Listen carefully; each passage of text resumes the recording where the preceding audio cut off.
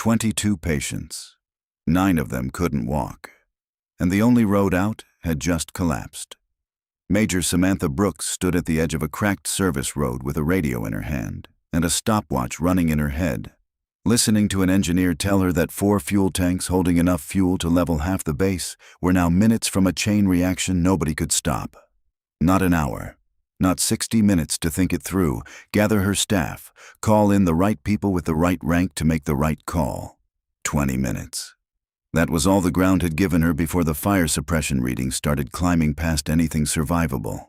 She was not a combat officer. She had never led troops into a firefight, never had her name mentioned in an after-action briefing for anything more dramatic than moving supply convoys ahead of schedule. She was a logistics officer, the kind of officer people forgot was in the room until something broke and someone needed it fixed fast. On this morning, with the base commander pinned under rubble and communications down across half the installation, that quiet, unglamorous career was about to become the only thing standing between 4,000 people and a disaster with no second chances. Every road she knew, every shortcut she'd ever walked without thinking twice about it, was about to matter more than it ever had. And somewhere behind her, in a medical bay the map said couldn't be reached in time, 22 people were waiting to find out if she was right. This is the story of the 20 minutes that decided it. At 4:52 in the morning, Major Samantha Brooks was standing in a supply warehouse with a clipboard in one hand and a flashlight in the other, trying to reconcile a shipment of vehicle parts that didn't match the manifest. She had been awake since 3. Logistics work rarely waited for daylight, and she had long ago stopped minding that. The first tremor felt like a truck passing too close outside. The second one knocked a stack of aluminum crates off a shelf 6 feet from where she stood, and she was already moving before the third one hit, shouting for the 2 junior enlisted with her to get away from the racking and into the open bay doorway. The shaking lasted 11 seconds. Samantha counted them without meaning to, an old habit from a training exercise years ago, where an instructor had told her that panic feels like a minute, and disaster usually isn't. 11 seconds was long enough.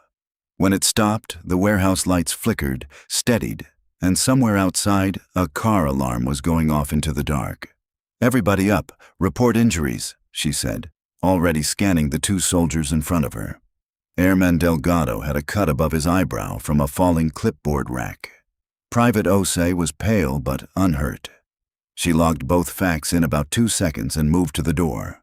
Outside, the base was waking up wrong. Lights were on in barracks windows that should have been dark. Somewhere near the flight line, a siren she didn't recognize was cycling up and down. The tarmac in front of the warehouse had a crack running through it that hadn't been there the night before, wide enough to catch a boot heel. Her radio crackled before she'd taken 10 steps. It was Sergeant Ruiz, who ran her section's motor pool detachment on the east side. His voice had the flat, controlled tone people use when they are working very hard not to sound alarmed. "Major, we've got structural damage out by fuel storage. I need eyes on this. It doesn't look good." Samantha didn't ask him to explain over an open channel what "doesn't look good" meant.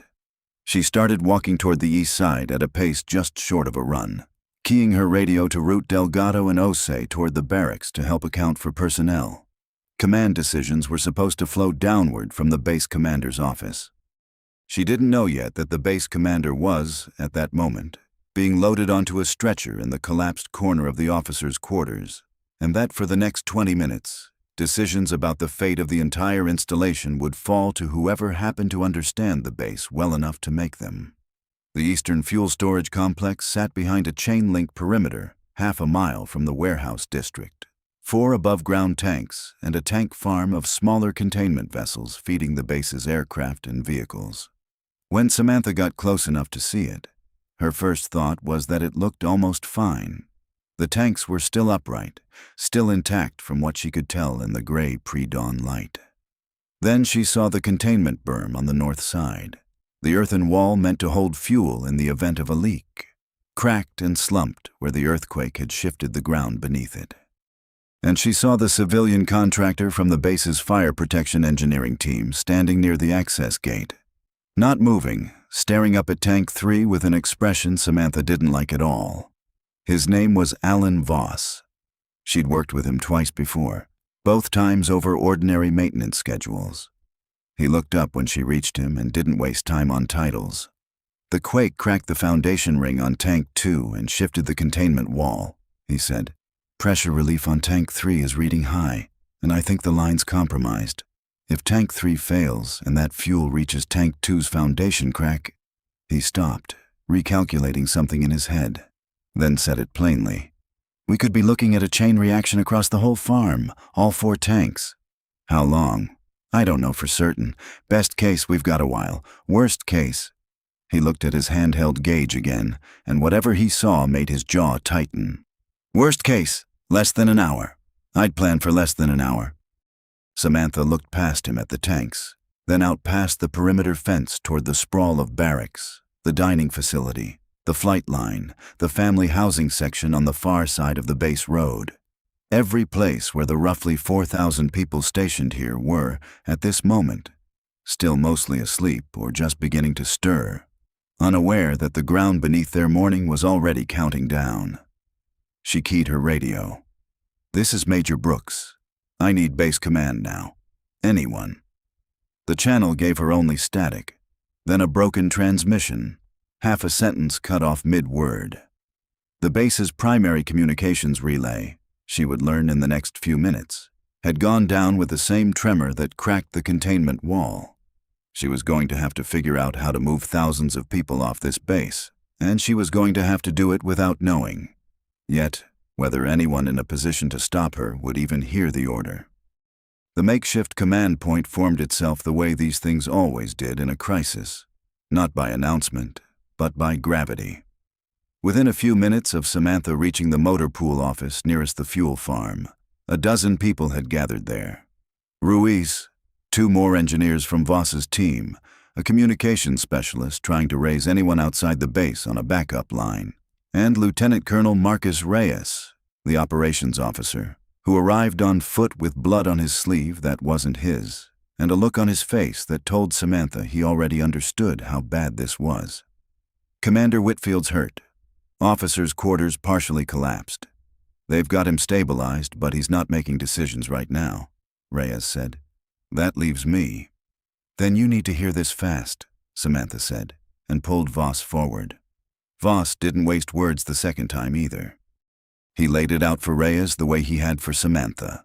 The cracked containment wall, the compromised pressure line on Tank 3, the risk of a chain reaction across all 4 tanks if the fuel reached the damaged foundation on Tank 2. Then he said something that hadn't fully landed with Samantha until she heard him say it a second time. "I said under an hour before. I want to revise that. Pressure's climbing faster than the model predicted. I'm not comfortable giving you more than 20 minutes before I'd expect containment failure." 20 minutes. Reyes exhaled through his nose, and for a second, nobody spoke. "Comms are down across the base," the specialist reported. "Primary relays out. I've got a handheld line to the fire station, and that's it. Nothing to the flight line, nothing to family housing, nothing to the hospital." "Roads?" Samantha asked. "That's the other problem," Ruiz said. "The overpass on Perimeter Road collapsed. That's the main route from the barracks and dining facility side out to the evacuation staging area past the North Gate. It's the only route rated for that kind of foot and vehicle volume." Samantha closed her eyes for half a second, building the map of the base in her head. Not the official one from planning documents, but the one she actually carried, built from 3 years of moving fuel trucks, supply convoys, and everything else around this installation at every hour of day and night. She knew where every service road went. She knew which gates stuck. She knew the 4 different ways to get from the barracks district to the North Gate, because she'd used all 4 of them at some point when the main route was blocked by something far less serious than this. "We reroute through the service road behind the dining facility, out past the old ammunition supply point, and merge onto North Perimeter before the gate," she said. "It's narrower, but it's clear, and it bypasses the overpass entirely." Reyes looked at her. "You're sure that road can handle 4,000 people?" "I'm not sure of anything in the next 20 minutes, sir. I'm telling you, it's the only road we have that isn't blocked." There was a pause that lasted a beat too long, and Samantha understood exactly what was happening in it. Reyes was a combat arms officer. He had commanded troops in 2 deployments. He was used to logistics being the thing that supported the plan, not the thing that made it. She had spent 11 years in this line of work being asked, gently or otherwise, whether she wanted to sit this decision out for someone with command experience, and she didn't have 20 minutes to relitigate that now. "Sir, I know this base's roads better than anyone standing here," she said. "I am not asking for the authority. I'm telling you I already have the plan, and every minute we spend deciding who should be the one holding it is a minute we don't have." Reyes held her gaze for a moment, and something in his face shifted. Not agreement exactly, but a decision to set the argument aside. "Do it. Ruiz, Ackerman, you're with the Major. I'll get whoever's near the flight line moving on the aircraft evacuation separately. Go." Samantha didn't wait to feel relieved. She was already keying her radio, routing the message out through the fire station's handheld relay, in short clipped instructions. Barracks sections evacuate by building number, staggered 30 seconds apart. Route via the dining facility service road. Do not use perimeter road. Do not stop for personal belongings. She had run evacuation drills on this base a dozen times, had complained more than once that half the base treated them as an inconvenience rather than practice for something real. She was grateful for every one of them now, because the plan didn't have to be invented from nothing. It had to be adapted, fast, to a road nobody had planned to use, and a clock that gave her no room for a second attempt. Voss's voice came through again on the handheld, tighter now. 19 minutes.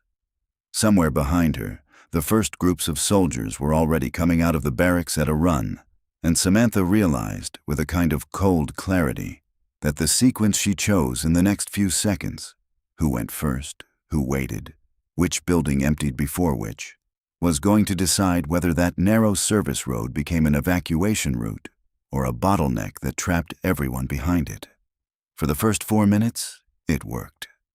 Samantha stood at the junction where the dining facility service road met the wider stretch leading toward the old ammunition supply point, directing traffic with her whole body, waving groups forward, holding others back, watching the flow the way she'd once watched fuel trucks merge onto a 2-lane road during a field exercise, where the difference between a smooth convoy and a pileup came down to timing measured in seconds. Then Barracks 4 and Barracks 6 emptied at nearly the same moment. 2 full companies converging on the same 40 feet of pavement, and the road did exactly what she'd feared it might. It choked. Soldiers bunched up shoulder to shoulder. Someone's gear bag spilled across the pavement, and for close to 90 seconds nothing moved at all. "Move the bag. Keep walking. Do not stop to help him. Keep the line moving." Samantha's voice cracked halfway through, and she didn't slow down to notice. Ruiz waded into the crowd from the other side, physically turning people by the shoulder, and between the two of them the knot broke loose and the flow resumed, thinner and more careful this time, funneled through in staggered groups of 30 instead of whole companies at once. She'd bought maybe 40 seconds with that fix. She didn't know yet whether it would be enough. Reyes found her again a few minutes later, jogging up from the direction of the flight line with 2 soldiers behind him, carrying an equipment case between them. "Armory's got sensitive weapon systems and communications gear that can't be left for a scavenging risk if this goes bad," he said. "I need that service road for a transport to move it to secure holding before we lose the window." Samantha looked at the case, then at the line of soldiers still moving past them in staggered groups, then back at Reyes. "That road has maybe 6 more minutes of capacity before people start backing up into the barracks courtyard again. I'm not putting a transport vehicle into that flow for equipment. That's classified hardware, Major. And that's a 19-year-old private who can't get past a stalled truck if I let one onto this road," she said. "Sir, I'm not being reckless with your equipment. I'm telling you the math doesn't work. 1 vehicle on that road right now costs us people. I won't spend lives for hardware, and I don't think you actually want me to either." For a moment, Reyes looked like a man weighing an order he technically still had the authority to give, and Samantha understood, in that moment, that if he gave it, she would have no way to stop him. But he didn't. He looked at the line of soldiers moving past them, at a corporal helping an older master sergeant who'd twisted an ankle on the cracked pavement, and something in his expression settled into something closer to trust than Samantha had seen from him yet. "Hold the equipment at the armory. If we lose it, we lose it," he said, mostly to the two soldiers behind him, and they nodded and set the case down. "Major, keep going." She didn't have time to feel the weight of what had just happened between them. The handheld radio crackled again, and this time it was a voice she didn't recognize, tight with something close to panic. "This is Corporal Nash at the medical bay. We've got 22 patients here, at least 9 non-ambulatory, and the service road you rerouted everyone onto doesn't reach us. We're cut off.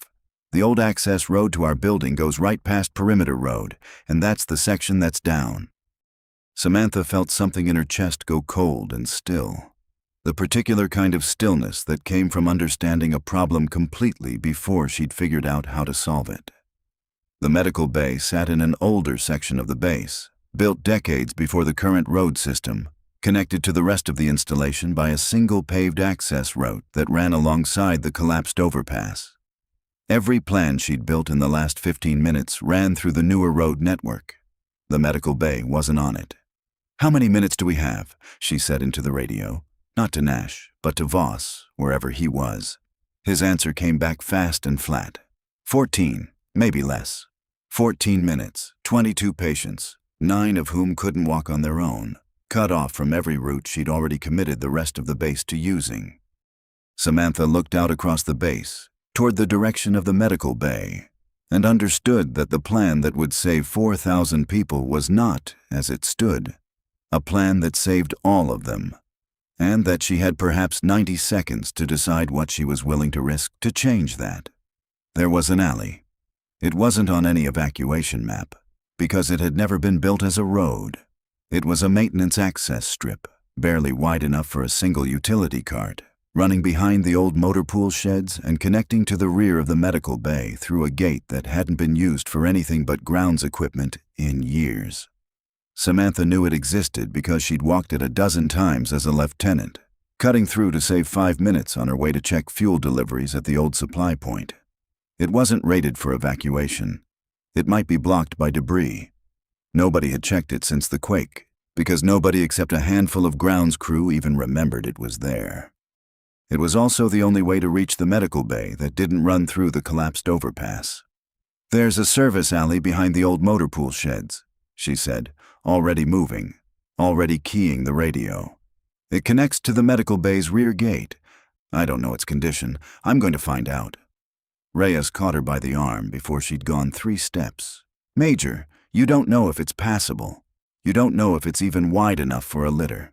If you're wrong, you've spent people we don't have time to spend. If I'm right, we get 22 people out who otherwise don't make it," Samantha said. "Sir, I'm not asking you to commit the evacuation to it. I'm asking for 4 people in 5 minutes. If it's blocked, we come back and we've lost nothing but those 5 minutes. We don't have 5 minutes to lose. We have 14, and every one of them is going to pass whether I spend it standing here arguing with you or not."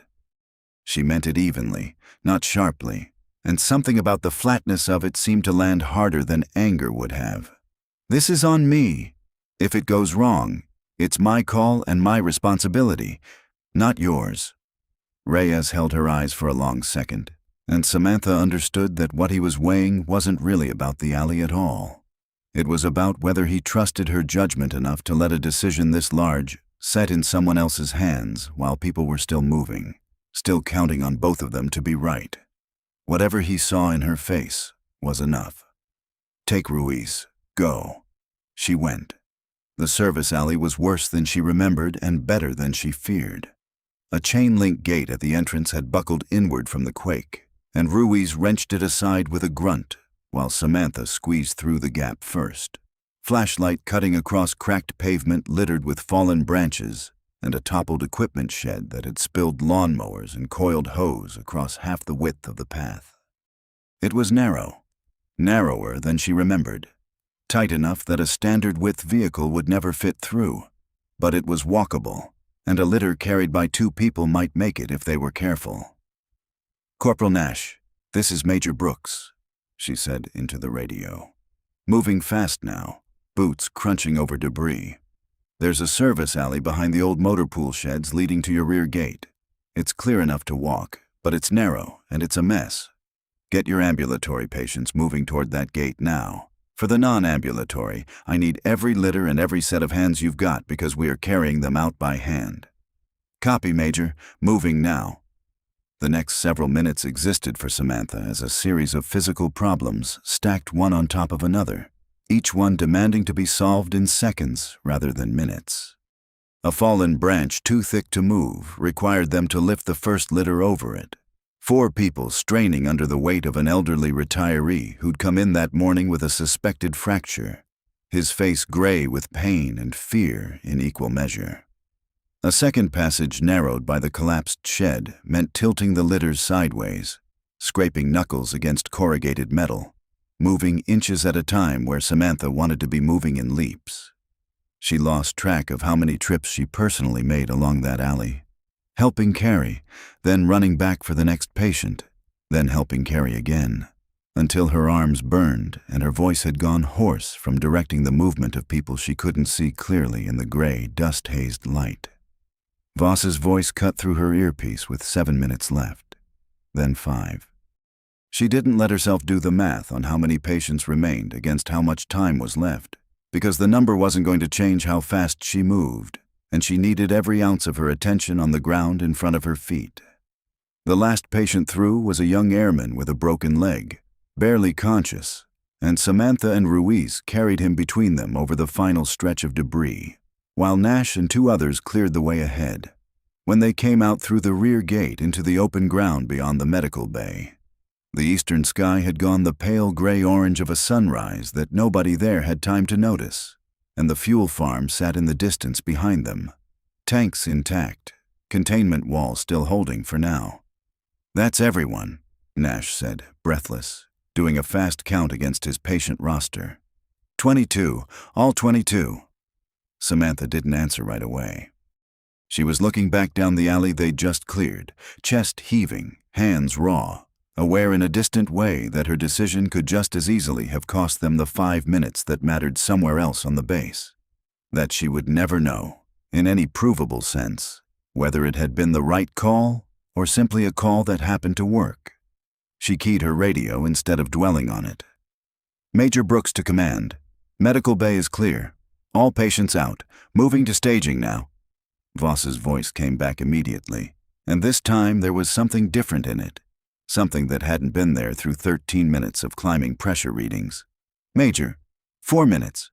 Everyone needs to be past the 2,000-meter mark in 4 minutes."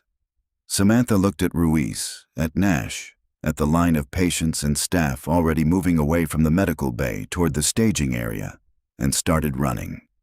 The staging area sat on high ground past the north gate, a wide gravel lot usually reserved for overflow parking during base exercises, now filling with soldiers, families in bathrobes and untied boots, medical staff still in scrubs, all of them looking back over their shoulders at the base they'd just left. Samantha reached the edge of it with Ruiz and the last of the medical bay group less than a minute before Voss's countdown reached 0, her lungs burning. The airman's litter finally set down among 24 others near the medical tent that had been thrown together out of vehicle tailgates and spare stretchers. She didn't see the failure happen. She heard it. A low, heavy sound that rolled across the base and up through the ground beneath her boots before it reached her ears, followed by a second, sharper report a few seconds later as Tank 3 went, then Tank 2 beside it.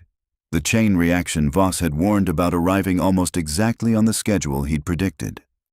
A column of black smoke rose over the eastern side of the base, lit orange underneath by fire she couldn't see directly, and for a moment the entire staging area went quiet in a way that had nothing to do with distance, and everything to do with several thousand people understanding, all at once, how close they had just come.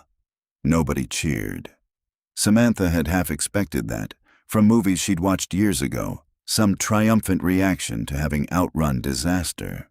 Instead, people mostly just stood there, some of them sitting down hard on the gravel, some of them checking on the people next to them the way you'd check a wound you weren't sure was bleeding. A staff sergeant near her was crying quietly while holding his daughter, who was too young to understand what had happened and too old not to notice her father shaking. The head count took most of the next hour. Samantha worked through it with Ruiz and 2 others, cross-referencing barracks rosters against the staging area, then against the medical tent, then against a smaller list that made her stomach tighten every time she had to update it. The unaccounted for. By the time the sun was fully up, that list had shrunk to 11 names, then 4, then, after runners came back from a final sweep of buildings near the collapsed overpass, 2. A maintenance worker who'd been pulled from rubble with a fractured pelvis and was already being treated, and a supply sergeant who was found an hour later, safe, having been stuck helping an elderly civilian contractor whose car had been trapped near the main gate. No one had died. 41 injuries, 6 of them serious, none of them fatal.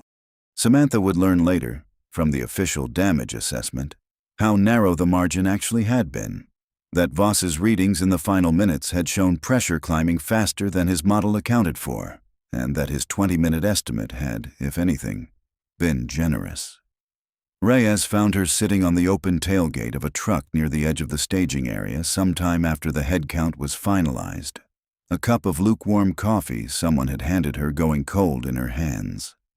He looked older than he had 2 hours earlier, the adrenaline gone out of his face and something more tired and more honest left in its place. "You were right about the road," he said. "You were right about the alley. You were right about all of it, and I spent half of it wondering whether I should be letting you make those calls. You let me make them anyway," Samantha said. "That's the part that mattered." He sat down on the tailgate beside her, quiet for a moment. "I've spent my whole career thinking of logistics as the thing that supports the plan, not as the thing that is the plan." He looked out at the smoke still rising over the eastern side of the base, thinner now. The fire crews already working the perimeter. "I don't think I'm going to make that mistake again." Samantha didn't have a clever answer for that, and she didn't try to find one. She thought instead about the alley behind the motor pool sheds, a stretch of cracked pavement nobody had thought worth mapping, and about how the thing that had saved 22 people that morning wasn't a moment of inspiration but 3 years of walking routes nobody else bothered to remember. She thought about Voss's readings, about Ruiz wrenching a buckled gate open with his bare hands, about a staff sergeant crying quietly while his daughter watched, too young to know what almost happened and too old not to feel that something had. Later that day, after the fires were fully contained and the base's engineers began the slow work of assessing what could be rebuilt, Samantha walked back out to the staging area one more time, alone, before the debrief that would take up most of the evening. The gravel lot was mostly empty by then, just tire tracks and a few abandoned cups. She stood there for a while, looking east at the scorched, blackened section of the base where the fuel farm had been, and let herself feel, finally, the fear she hadn't had time for that morning. Not because it changed anything now, but because she thought it was honest, and because some part of her understood that the people who did this work well were not the ones who felt nothing, but the ones who kept moving anyway. 20 minutes, in the end, had been enough. She wasn't sure she'd ever stop being surprised by that. Thank you for staying with Major Brooks's story until the end. Stories like this remind us that courage doesn't always look like the movies. Sometimes it's a woman who knows every road on base and refuses to leave anyone behind. If this story moved you, give it a like and subscribe so you don't miss the next one. See you in the next story.